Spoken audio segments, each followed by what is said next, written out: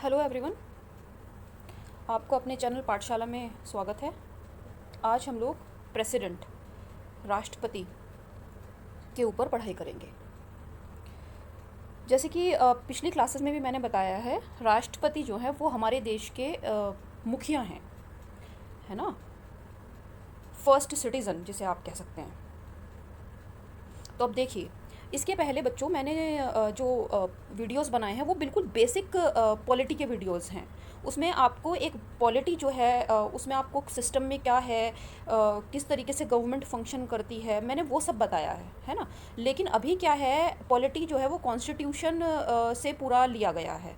और कॉन्स्टिट्यूशन में, संविधान के अंदर हमारे आर्टिकल्स हैं, अनुच्छेद। और पॉलिटी में आर्टिकल्स बहुत इंपॉर्टेंट होते हैं।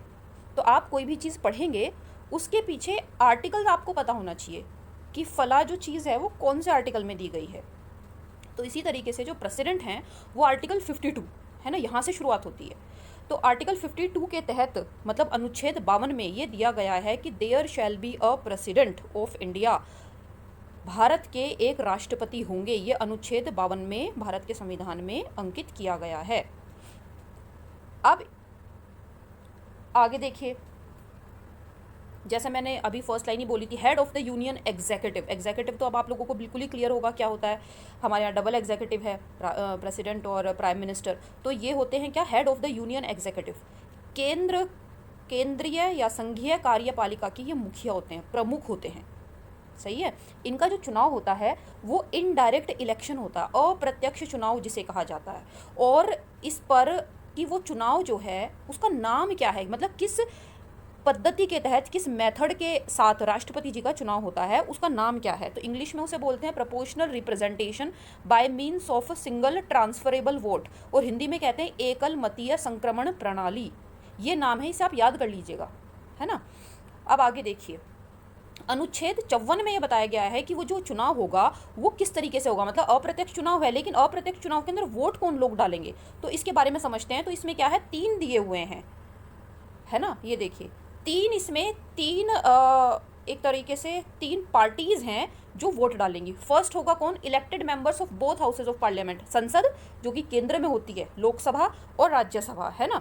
और जो राष्ट्रपति जी हैं ये भी इसके सदस्य होते हैं, लेजिस्लेचर के, ठीक है। तो elected members of both houses of parliament, दोनों सदनों के इलेक्टेड मेंबर्स। अब यहाँ पे समझिए, इलेक्टेड मेंबर्स हैं, नॉमिनेटेड मेंबर्स नहीं है। नॉमिनेटेड मेंबर्स जो कि मनोनीत किए जाते हैं, जिनका चुनाव नहीं होता है। सही है। तो कुछ लोकसभा में, कुछ राज्यसभा में। तो सिर्फ इलेक्टेड मेंबर जो चुन के आए हैं, पहली बात तो ये लोग शामिल होंगे राष्ट्रपति जी के चुनाव में। दूसरी चीज, elected members of legislative assemblies of the states, राज्यों की विधान सभाओं के सदस्य, है ना। विधान परिषद भी होती है, लेजिस्लेटिव काउंसिल भी होती है, लेकिन वो सभी राज्यों में नहीं है। कुछ ही भारत के राज्य हैं जिनके अंदर लेजिस्लेटिव काउंसिल है। और ये आपका आज का होमवर्क है, आप लोग कमेंट सेक्शन में बताइएगा कि भारत के कितने राज्यों में लेजिस्लेटिव काउंसिल है और उनके नाम बताइएगा, ठीक है। तो जो सिर्फ लेजिस्लेटिव असेंबली के सदस्य हैं इलेक्टेड, वो इसमें शामिल होते हैं। और तीसरा कौन होते हैं, देखिए, elected members of the legislative assemblies of the union territories of Delhi and Puducherry, ठीक है। तो जो हमारे केंद्र शासित प्रदेश है, अभी जो बिगनर्स हैं, जो लोग बिल्कुल पॉलिटी जिन्होंने स्टार्ट करी है, वो बच्चे सिर्फ इसको ऐसे ही समझें। केंद्र शासित प्रदेश क्या, वो मैं भी बताऊंगी, ठीक है। कितने केंद्र शासित प्रदेश हैं ये भी आपका होमवर्क है, इसे भी आप उसमें लिखिएगा, जिससे मुझे पता चले कि आप लोग जो वीडियो देख रहे हैं आप लोग कितने कॉन्सेंट्रेशन के साथ इसको देख रहे हैं। तो लिखिएगा कि अभी हमारे यहाँ पे कितने केंद्र शासित प्रदेश हैं। केंद्र शासित प्रदेश बिगनर्स के लिए जो बिल्कुल शुरुआत करिए उनके लिए मैं बताती हूँ कि देखो, एक तो राज्य होते हैं, है ना, जहाँ पे जैसे कि यूपी हो गया, राजस्थान, मध्य प्रदेश, है ना। एक होता है वो जगह जो कि सीधा सेंटर से एडमिनिस्टर की जाती है ना, जैसे दिल्ली। हालांकि यहाँ पे मुख्यमंत्री होता है, लेकिन मुख्यमंत्री के पास लिमिटेड पावर्स होती हैं। जैसे समझिए पुलिस, क्योंकि बहुत फेमस है, बहुत बार आता है अमित शाह जी की पुलिस, अमित शाह जी की पुलिस जो गृह मंत्री हैं, क्योंकि पेपर में ये शब्द बहुत चलता रहता है ना। जो वहाँ के मुख्यमंत्री जी हैं ये शब्द बहुत बार बोलते हैं। तो जो पुलिस है, मतलब वहाँ का जो लॉ एंड ऑर्डर है, वो पूरा का पूरा केंद्र सरकार के हाथ में होता है। सही है। तो इससे समझिए केंद्र शासित प्रदेश वो जगह, वो प्लेसेस, है ना, जिनकी कुछ इंपॉर्टेंस है, स्ट्रेटेजिक इंपॉर्टेंस आप कह सकते हैं, है ना। और वो सेंटर के द्वारा एडमिनिस्टर किए जाते हैं, उनको बोलते हैं यूनियन टेरिटरीज। ठीक है। अब इस पर आइए, आर्टिकल 54 में ये बताया गया है कि कौन कौन लोग शामिल हो सकते हैं, और ये क्वेश्चन भी बन जाता है। क्वेश्चन इस तरीके से आपसे जैसे कि दो चीज़ दे देंगे, तीसरी पूछ लेंगे कि इसमें ये बताइए कि कौन कौन। तो इसमें सिंपल है बिल्कुल, elected members of houses of parliament, दूसरा लेजिस्लेटिव असेंबलीज, ठीक है ना, और तीसरा legislative assemblies of Delhi and Puducherry, ठीक है। अब आते हैं इनकी क्वालिफिकेशन पे, प्रेसिडेंट की क्वालिफिकेशन पे। एक बात मैं आपको बताऊं बच्चों, ये कोई भी पद जो होता है ना, चाहे वो प्रधानमंत्री जी का पद है, चाहे वो राष्ट्रपति का पद है, या कोई भी पोस्ट ले लीजिए आप, वो उस पद में जितनी शक्तियां दी गई हैं संविधान के द्वारा, जो पावर्स उसको प्रोवाइड की गई है, वो तो होती ही है, लेकिन वो व्यक्ति जो उस पोस्ट पे बैठा हुआ है वो उन पावर्स को यूज़ कैसे करता है, इसका भी बहुत फ़र्क पड़ता है। सही है। जैसे कि आप समझिए कि टीचर तो क्लास में बराबर ही सब बच्चों को पढ़ा रहा है ना, लेकिन कोई बच्चा जो होता है वो 90 अबव लेके आ जाता है, अभी तो सभी के आ रहे हैं, लेकिन मैं एक बात बता रही हूँ आप लोगों को, और कोई बच्चा जो होता है जो जस्ट पासिंग लाइन जो है क्रॉस करता है। तो यही यहाँ पे बात आती है, जैसे कि राष्ट्रपति को एक तरीके से कहा जाता है हमारे यहाँ पे रबर स्टैम्प, मतलब जो प्रधानमंत्री और उनका मंत्रिमंडल कहेगा राष्ट्रपति जी को वही काम करना होगा। ये हमारे संविधान में दिया गया है। उसकी मैं अब आगे आर्टिकल्स हैं सारे, वो मैं अभी आपको बताऊंगी, है ना। लेकिन एक ऐसे भी राष्ट्रपति हुए हैं भारत में काफ़ी फेमस, जिनकी पॉपुलैरिटी उस समय के प्रधानमंत्री से ज़्यादा हो गई थी, और ये भारत के इतिहास में पहली बार हुआ है ना, मतलब 1947 के बाद ये पहली बार हुआ है कि जिनकी पॉपुलैरिटी प्राइम मिनिस्टर से ज़्यादा हो गई थी। बता सकता है कोई? Missile man of India doctor APJ Abdul कलाम।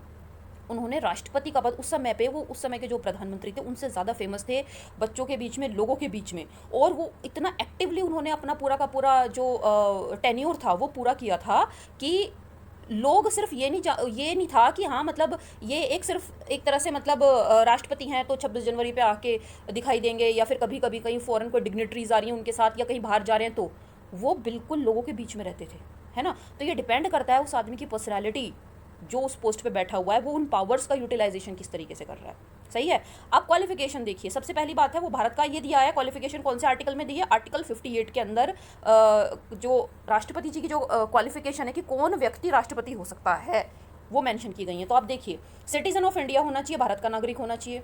दूसरा 35 साल की एज कंप्लीट होनी चाहिए, और किसी भी लाभ के पद पर उनको नहीं होना चाहिए, मतलब कहीं और से उनकी कोई इनकम जहाँ से उनको कोई लाभ हो वो नहीं आना चाहिए, है ना। और साथ में 5 साल का उनका टाइम पीरियड होता है ना।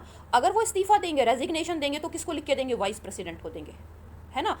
तो ये दिया गया है जो उनका टर्म ऑफ ऑफिस है वो कितने साल का है, और किस तरीके से ये अनुच्छेद 56 के तहत ये चीज़ डिस्क्राइब की गई है। अब मैंने लास्ट वीडियो में भी बताया था कि राष्ट्रपति को हटाने का सिर्फ एक तरीका होता है, वो होता है महाभियोग, इम्पीचमेंट जिसे कहते हैं, और ये बहुत इंपॉर्टेंट है। आर्टिकल 61 में ये मेंशन किया गया है कि जो ये महाभियोग होता है ये किस तरीके से होता है, और आर्टिकल 61 में ये भी मेंशन किया गया है कि उसका सिर्फ एक कारण है कि वो है वायलेशन ऑफ द कॉन्स्टिट्यूशन। अगर राष्ट्रपति ने अपने पद पर रहते हुए संविधान के किसी प्रावधान का, संविधान की किसी भी प्रोविजन का उल्लंघन किया है तो उनके ऊपर महाभियोग चलाया जा सकता है ना। इसका प्रोसीजर सिंपल, मतलब टफ होता है बहुत, लेकिन समझने में आसान है। एक 14 दिन का इनको एक नोटिस दिया जाता है पहले, और 14 दिन के नोटिस देने के बाद किसी भी सदन में, मतलब लोकसभा या राज्यसभा, किसी भी सदन में वो प्रस्ताव लाया जाता है ना। प्रस्ताव लाने के बाद अगर वो सदन उसे पास कर देता है 2/3 बहुमत के साथ, अगर वो पास कर दिया तो समझिए कि वो मतलब ये हो गया, ये माना गया कि हाँ महाभियोग चलाया जा सकता है। फिर वो दूसरे सदन में जाता है, अगर वहाँ पे भी पास हो जाता है तो फिर मतलब उनको ये माना जाता है कि हाँ भाई वो भी आ सकते हैं अपना पक्ष रखने के लिए, लेकिन अगर दोनों सदनों में वो चीज़ पास हो जाती है तो फिर माना जाता है कि राष्ट्रपति जी को त्यागपत्र देना ही होगा, ठीक है। लेकिन ये प्रोसीजर ऐसा है कि क्योंकि राष्ट्रपति जी की हमारे यहाँ पे गरिमा है, एक मर्यादा है, डिग्निटी है, तो इस तरीके की चीज़ें हमारे यहाँ पे अब तक नहीं हुई हैं। अब आते हैं हम लोग राष्ट्रपति जी के पावर्स एंड ड्यूटीज़ के ऊपर, राष्ट्रपति जी की शक्तियाँ तथा कर्तव्य। ये मेंशन किया गया है अनुच्छेद 53 के तहत, executive power of the union shall be vested in the president. देखिए राष्ट्रपति का जो पद है ना बच्चों, ये काफ़ी कॉम्प्लेक्स पद है। कॉम्प्लेक्स इन द सेंस कि वो उन पावर को यूज़ भी कर सकते हैं, है ना। जैसे कि APJ अब्दुल कलाम साहब ने बहुत सारी, एक तरीके से एक नई परिपाटी का चलन के नई माइलस्टोन्स उन्होंने सेट किए थे, है ना। और हो सकता है कुछ और ऐसी चीज़ें हों जो आगे चल के भविष्य में कोई राष्ट्रपति और ज़्यादा एक अलग तरीके से उन शक्तियों को यूज़ करे, है ना। लेकिन राष्ट्रपति को एक तरह से हमारे यहाँ पर रबर स्टैंप की संज्ञा दी गई है। उसके कारण क्या है, ऐसा किया क्यों गया है? तो देखिए अभी क्या है, आर्टिकल 53 में बस ये समझाया गया है कि संघ की जो कार्यपालिका जो शक्तियां हैं, कार्यपालिका मतलब प्राइम मिनिस्टर और उनका जो काउंसिल ऑफ मिनिस्टर है वो कार्यपालिका होती है, ठीक है। और वो सारी की सारी शक्तियां राष्ट्रपति में निहित होंगी, मतलब सारी शक्तियां राष्ट्रपति के नाम से, मतलब देश जो है चलेगा तो राष्ट्रपति के नाम से, चलाएगा कौन? प्रधानमंत्री और उनका मंत्रिपरिषद। बिल्कुल ठीक है। आर्टिकल 53(1) में ये चीज़ मेंशन की गई है, exercise these powers according to the constitution. और ये सारी की सारी जो शक्तियां हैं संविधान के अनुसार चलेंगी और प्रधानमंत्री और उनके मंत्रिपरिषद के द्वारा चलाई जाएंगी, ठीक है ना। फिर आर्टिकल 75(1) में देखिए, अच्छा एक चीज़, आप ये आर्टिकल देख के कंफ्यूज मत होना। कंफ्यूज मतलब एकदम से मत होना कि अरे ये तो बड़ा आर्टिकल आर्टिकल आर्टिकल। जो लोग पढ़ रहे होंगे पॉलिटी उनके लिए तो ये चीज़ मतलब फैमिलियर होंगे, लेकिन जो नए बच्चे हैं या फिर जो बीए के बच्चे इसको कर रहे होंगे, ये जब आप धीरे धीरे पढ़ते जाएंगे ना बच्चों, तो practice makes a man perfect. करत करत अभ्यास के जड़मति हो सुजान, रसरी आवत जात से सिल पर पड़त निशान। आप जैसे जैसे धीरे धीरे पढ़ेंगे, याद करेंगे, ये याद हो जाएगा, है ना। कोई कुछ भी इम्पॉसिबल नहीं है और आसान है सब कुछ। आर्टिकल 75(1) में समझाया गया है, ministers can be appointed by the president only on the advice of the PM. याद रखिएगा इस चीज़ को, है ना। मतलब जो भी जितने भी मिनिस्टर अपॉइंट किए जाते हैं वो सारे के सारे राष्ट्रपति जी के द्वारा किए जाते हैं, लेकिन किसके सलाह के अनुसार? प्रधानमंत्री की सलाह के अनुसार। अब यहाँ पे एक चीज़ मिसिंग है, वो कि सारे मिनिस्टर्स, लेकिन प्रधानमंत्री की नियुक्ति कौन करता है? देखिए यहाँ पे डिस्क्रिप्शन होता है, कुछ ऐसा नहीं है जैसे मैं आपको बता ही रही हूँ, इसके अंदर बहुत सारी अभी चीज़ें छुपी हुई हैं जो एपीजे अब्दुल कलाम ने यूज़ करी, उसके पहले कुछ राष्ट्रपतियों ने भी यूज़ करी, लेकिन फेमस सबसे ज़्यादा जो है एपीजे अब्दुल कलाम हुए थे। तो उसमें क्या है कि जो राष्ट्रपति होता है, ये राष्ट्रपति खुद डिस्क्रिशन मतलब अपने विवेक से ये निर्णय लेता है कि मैं किसे बुलाऊं, कि वो किसको मैं एक तरह से इनवाइट करूं कि वो आके प्रधानमंत्री का मतलब अपना एक बहुमत साबित करे और फिर शपथ ले। देखो एक तो ये हो गया कि बिल्कुल क्लियर कट मेजोरिटी है, तो उसमें तो कुछ दोहराई की बात ही नहीं है। 2019 में चुनाव हुआ, 2014 में चुनाव हुआ, तो हमें पता था क्लियर कट मेजोरिटी आई है, तो फिर ये है कि हाँ भाई यही पार्टी की तरफ से इसी का नाम आ गया है, तो भाई यही व्यक्ति प्रधानमंत्री बनेंगे। लेकिन इसके पहले कई बार ऐसा भी हुआ है कि जैसे समझिए कि बिल्कुल एक तरीके से हैंग हाउस हो गया। हैंग हाउस मतलब किसी भी पार्टी को क्लियर कट मेजोरिटी नहीं मिली है, तो फिर उसके बाद क्या होता है, कुछ गठबंधन तो होते हैं, कोएलिशन गवर्नमेंट जिनको बोलते हैं, जो पहले इलेक्शन से पहले फॉर्म हो जाते हैं कि 5, 6, 7, 8, 10 दल मिलकर सरकार बना रहे हैं। लेकिन उसके बाद भी वो जो दल इकट्ठे हुए हैं, जो एक कोएलिशन के तहत चुनाव लड़ रहे हैं, समझो कि वो फिर भी उनके पास बहुमत नहीं आया, है ना। और उसके बाद उन्होंने कुछ और दलों को इकट्ठा करके भाई चलो हम मिलकर सरकार बना लेते हैं, तो वहां पर डिस्क्रिप्शन होता है प्रेसिडेंट का कि वो किसको बुलाए कि आप आइए और आप सरकार बनाइए। समझ में आई ना बात? जहाँ पे क्लियर कट मेजोरिटी नहीं है वहाँ पे राष्ट्रपति जी डिसाइड करते हो, फिर बुलाया जाता है। अगर उन्होंने साबित कर दिया तो ठीक है, वरना कोई और भी आके साबित कर सकता है ना, इस तरीके से होता है। तो वहाँ पे उसका डिस्क्रिप्शन होता है। लेकिन जितने भी मिनिस्टर्स होंगे वो सब के सब, क्योंकि प्रधानमंत्री के अंडर में उनको काम करना है, साथ में काम करना है बल्कि ये कहा जाएगा, तो वो कौन तय करेगा? वो प्रधानमंत्री करेंगे तय। सही है। अब इसमें हुआ क्या है, जो ये इतना बंध गए हैं, राष्ट्रपति जी को इतना बांध दिया गया है कि उनको इस तरीके से काम करना ही पड़ेगा। ये हुआ कब? ये हुआ है हमारे देश के इतिहास में एक बहुत ही लोकतांत्रिक हिस्ट्री में एक तरीके से आप कहा जाएगा, ये कि बहुत ही एक भद्दा चैप्टर है, वो है इमरजेंसी का। 1975 में 25 जून की रात्रि को इमरजेंसी हमारे देश के अंदर लगी थी, और उसी समय पे, उसके पहले राष्ट्रपति का थोड़े आज़ाद थे, लेकिन उस समय पे 1976 में इमरजेंसी के रहते हुए एक अमेंडमेंट लेकर आया गया था जिसका नाम था 42nd अमेंडमेंट एक्ट, है ना। 42nd मतलब 42वां संविधान संशोधन, और 42वें संविधान संशोधन को मिनी कॉन्स्टिट्यूशन भी कहा जाता है। मिनी कॉन्स्टिट्यूशन, लघु संविधान भी कहा जाता है, क्योंकि इसने बहुत सारी चीज़ों को संविधान में बदला था। सही है। अब इन्होंने क्या किया है, इन्होंने 74(1) के अंदर एक चीज़ जोड़ी है जिससे कि राष्ट्रपति बांध के खड़े कर दिए, वो है to act in accordance with the aid and advice of the council of ministers. मतलब राष्ट्रपति जी मंत्रिमंडल के परामर्श अनुसार ही कार्य करेंगे। यहाँ पे आके वो बंध गए, है ना। उसके बाद वो जो भी काम होगा, एग्जीक्यूटिव पावर तो उनकी है, लेकिन काम करेंगे किसके अनुसार? प्रधानमंत्री, मतलब एक तरह से मंत्रिमंडल के अनुसार। और एक और बात बताऊँ, ये जो मंत्रिमंडल जो शब्द है ना, काउंसिल ऑफ मिनिस्टर्स, ये मोस्ट प्रोमिनेंटली 74(1) में ही यूज़ हुआ है, वरना काउंसिल ऑफ मिनिस्टर का एज सच कॉन्स्टिट्यूशन में प्रोमिनेंसी के साथ, है ना, मतलब एक तरह से ज़्यादा इंपॉर्टेंस के साथ इस तरह से यूज़ नहीं किया गया है। तो ये ज़्यादा जो मेंशन हुआ है वो यहीं पर ही हुआ है। काउंसिल ऑफ मिनिस्टर जो वर्ड है 42nd अमेंडमेंट एक्ट के द्वारा 1976 में राष्ट्रपति जी को ये बताया गया कि आप काम करेंगे किसके तहत, किसके सलाह के अनुसार? मंत्रिमंडल की सलाह के अनुसार। सही है। उसके बाद थोड़ी राष्ट्रपति जी की गरिमा को बचाने के लिए 42वां संशोधन की कुछ त्रुटियों को कम करने के लिए 44वां संशोधन आया। 44वां संशोधन 1978 में आया था। ये जनता दल की जो सरकार आई थी उन्होंने, वो लोग इसको लेकर आए थे, इसको 44th अमेंडमेंट एक्ट, ठीक है ना। तो इसमें क्या किया गया कि उसको रिकंसिडर करने की बात की गई। 74(1) को थोड़ा सा अमेंड कर दिया, अमेंडमेंट होता है जिसको बोलते हैं संशोधन, है ना। उसमें क्या किया कि जैसे समझिए कि भाई राष्ट्रपति जी को कोई सलाह दी कि भाई हम, मतलब एक कोई चीज़ भेजी, भाई ये काम ऐसे हम करेंगे, कोई बिल भेजा, इसको हम ये काम करना चाह रहे हैं, आप साइन कर दीजिए, क्योंकि बिना उनके साइन के तो काम नहीं होगा ना। अब राष्ट्रपति जी ने क्या किया है कि समझिए वो बिल वापस भेज दिया, रिकंसिडर, आप इसे वापस समझिए, है ना। अब देखो ये कन्वेंशन चला आ रहा था, जब से ये बना था 1978 से, ये कन्वेंशन का मतलब होता है परंपरा, संविधान के उसमें हम लोग कन्वेंशन का यूज़ करते हैं, ट्रेडिशन वर्ड होता है वैसे, पर कन्वेंशन का यूज़ करते हैं कि अगर राष्ट्रपति जी किसी चीज़ को लौटा रहे हैं, मतलब तो वो चीज़ जो है, वो बिल या कोई भी चीज़ है, उसको नहीं माना जाता, क्योंकि उनकी गरिमा है ना, सबसे बड़ा पद है भारत का, तो नहीं माना, मतलब उस चीज़ को फिर वापस नहीं करना चाहिए। लेकिन ऐसा भी हुआ है कई एक दो बारी कि राष्ट्रपति जी ने उसको भेजा कि आप इसे मतलब रिकंसिडर कीजिए, और उसमें संशोधन करके, या फिर उसको एज इट इज़ अगर दोबारा सरकार भेज देती है राष्ट्रपति के पास, तो फिर राष्ट्रपति जो है वो बंध जाते हैं, उसके बाद उनको साइन वो करना ही पड़ता है, ठीक है ना। ऐसा APJ अब्दुल कलाम जी जब राष्ट्रपति जी थे तो उस समय में उनके साथ ऐसा हुआ था। अब आते हैं हम लोग, जो हम इनकी शक्तियों की बात कर रहे हैं, उसमें जो सी इनकी जो शक्तियां हैं वो कई सारे उसमें हम लोग डिवाइड कर सकते हैं 7-8 तरीके से, ठीक है ना। तो जो सबसे पहली शक्ति है, पहले हम उसके बारे में बात करते हैं, एडमिनिस्ट्रेटिव पावर, है ना। जो पावर्स और ड्यूटीज़ हैं, ऊपर जो मैंने देखो बच्चों ये जो दिखाया है, ये हैं इसके आर्टिकल्स, है ना, किस किस तरीके से उसमें उनको शक्तियाँ दी गई हैं, किन आर्टिकल्स के तहत, ये तो इसमें है। और इनकी जो शक्ति हैं वो समझिए अब आप।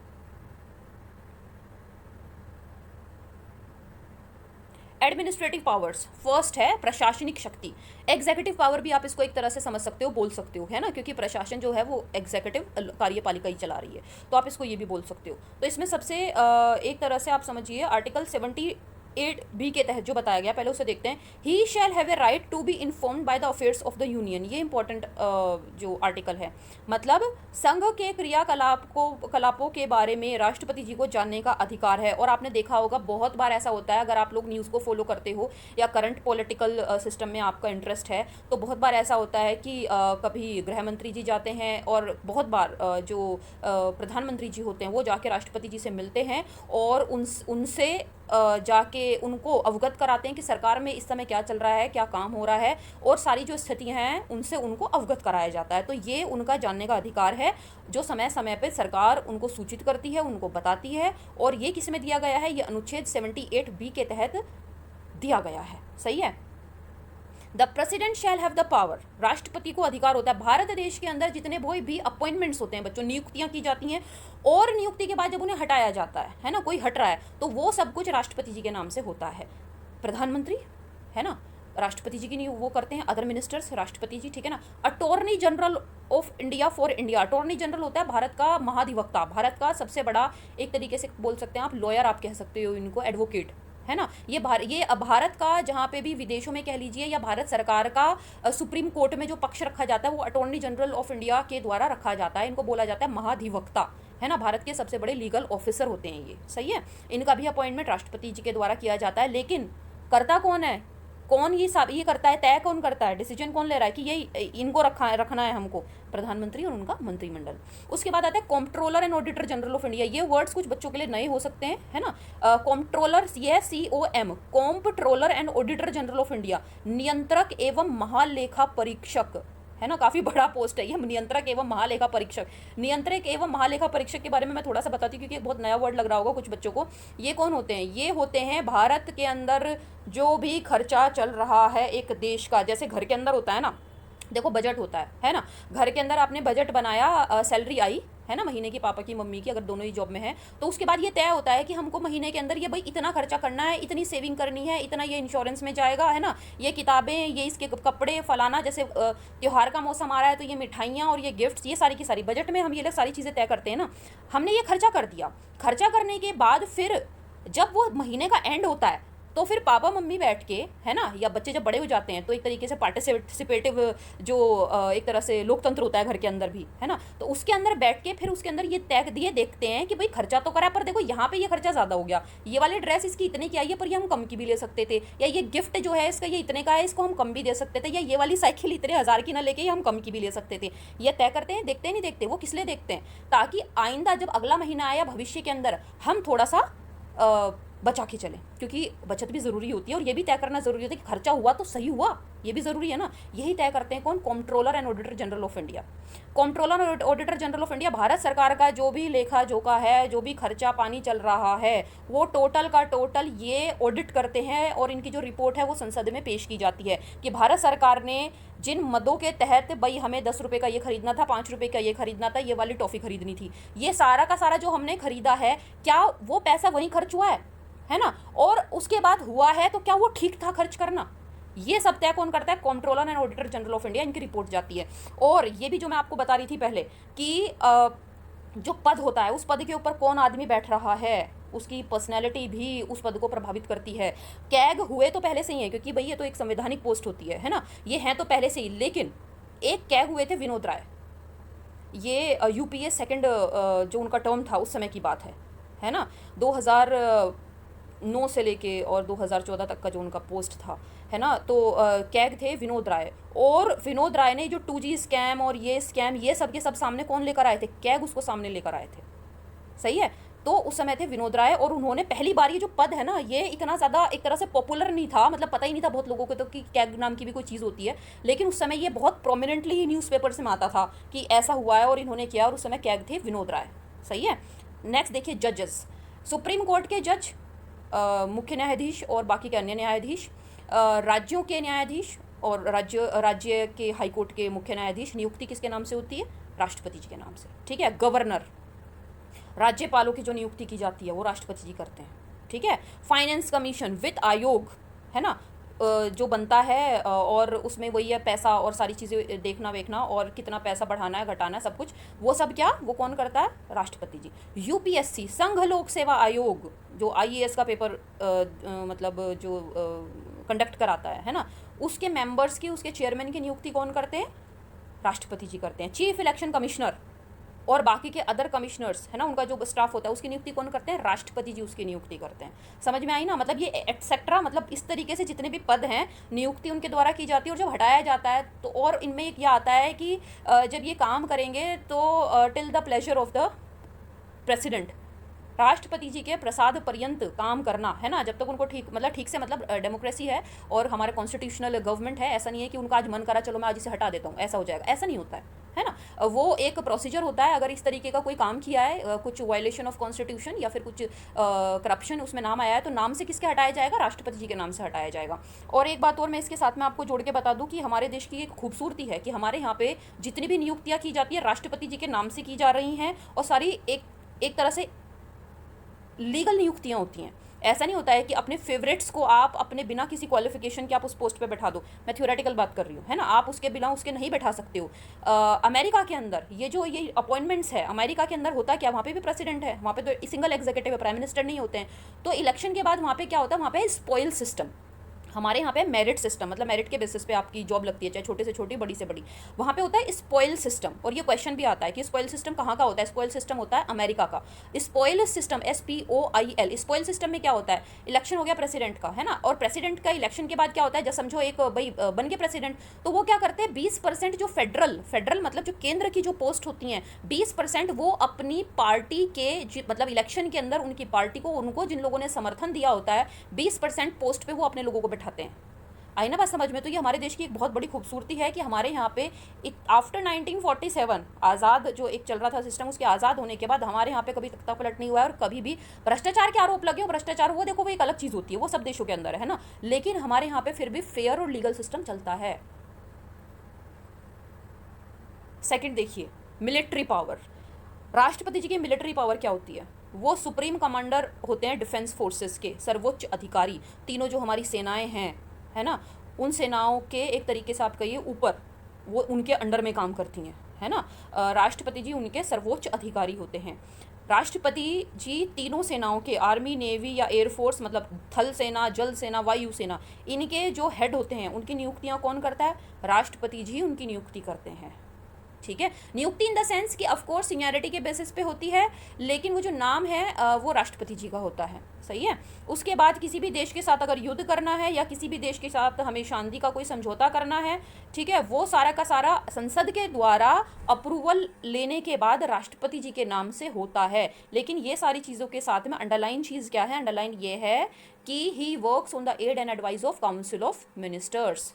समझ में आया आज का? आप इसको देखिएगा, समझिएगा। जहाँ पे आप लोगों को थोड़ा कोई कन्फ्यूजन हो, क्लियर ना हुआ हो, तो उसको वापस से रिप्ले करके दोबारा से आप उसको पॉज करके और रिवाइंड करके देखिएगा। इसके बाद के जो है ये कम से कम 2 वीडियोस में कवर होगा, क्योंकि एक वीडियो फिर काफ़ी लंबा हो जा रहा था। तो ये एक वीडियो मैंने अभी बनाया है, एक वीडियो मैं कल अपलोड करूँगी, और आप इसे पढ़िए। कल मिलते हैं फिर हम लोग क्लास के through. Happy reading, bye bye, take care.